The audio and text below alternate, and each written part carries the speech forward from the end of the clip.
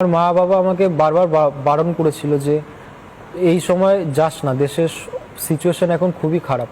আমি তাও বলেছিলাম না, ওখানেও তো আমাদের মতন বাঙালি থাকে, সব তো আমাদের মতনই মানুষ, কে কি করবে, কিছু হবে না, বিবাদ তো শুধু সরকারের।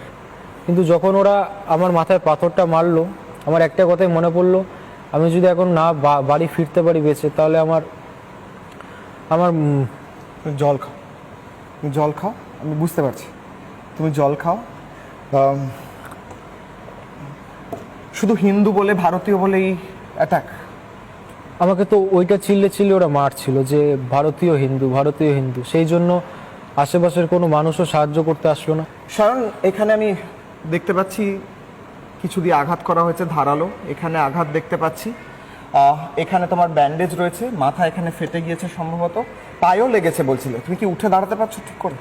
দাঁড়াতে পারছি, কিন্তু এই পাটে ভর দিলে ব্যথা করছে। ইউনূস সরকার বলছে তারা সংখ্যালঘু এবং ওখানে সাধারণ মানুষের জন্য নাকি এমন করেছে যে ওখানে শান্তি রয়েছে। এটা তো তার উদাহরণ নয় সায়ন।